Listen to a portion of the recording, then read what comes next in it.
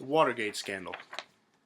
The Watergate burglary was a political scandal that took place in the United States in the 1970s. The events involved Richard Nixon and other members of the Republican Party. This video will tell the events that occurred in the scandal and why President Nixon became the first U.S. president to resign. The Watergate Hotel, located in Washington, D.C., housed the offices of the Democratic National Committee. On June 17, 1972, 5 men were arrested inside of the DNC offices while trying to steal federal documents while placing wiretaps in the room. Here you can see the mugshots of the 5 burglars: James W. McCord Jr., Bernard Barker, Frank Sturgis, Virgilio Gonzalez, and Eugenio Martinez. 4 months later, on October 10th, just a month before Nixon's next election, the FBI established that the Watergate burglaries were a part of a campaign of political spying conducted by the Nixon Re-Election Committee.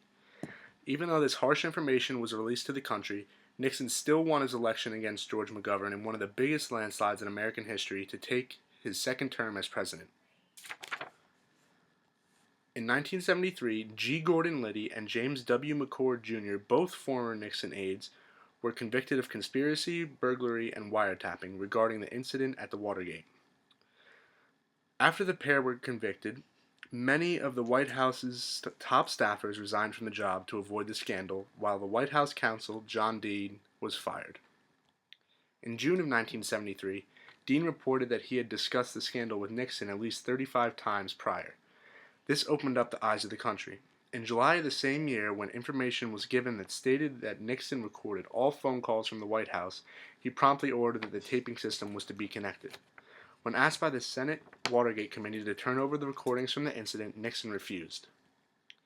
On October 20th, 1973, the event known as the Saturday Night Massacre took place. President Nixon ordered Attorney General Richardson and Deputy Attorney General William D. Ruckelshaus to fire Archibald Cox, the special prosecutor of the scandal. They refused and then resigned. Cox was eventually fired. After these events, impeachment of the president was the main topic in the news. On November 18, 1973, Nixon stated his most famous lines, "I am not a crook," telling the country that he had worked hard for everything that he had. In December of 1973, the White House turned over tapes from Nixon's phone calls. When asked why there was an 18.5-minute gap in one of the segments, they could not explain.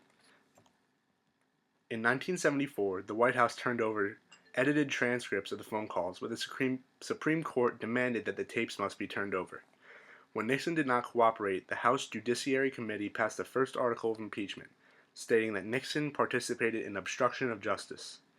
On August 8, 1974, before the House could finish the impeachment, Nixon resigned, becoming the first president to ever do so. The novel All the President's Men is one of the best pieces of literature to describe these events. The book was written by Carl Bernstein and Bob Woodward, 2 journalists that were greatly responsible for the exposure of Nixon. Woodward and Bernstein exposed information very similar to the information that was held by the FBI. This gave them a large advantage over the other journalists because of the accuracy of their information. The pair got a great amount of their information from a friend that they kept anonymous under the alias Deep Throat. Deep Throat was an FBI agent who had befriended Woodward earlier. The pair met with Deep Throat in private, usually in a parking garage, and never talked over the phone to keep everything a secret. In 2005, Deep Throat was revealed as FBI agent Mark Felt. If you have time, be sure to check out the book. It's an interesting read that's also very informational on the events. Thank you.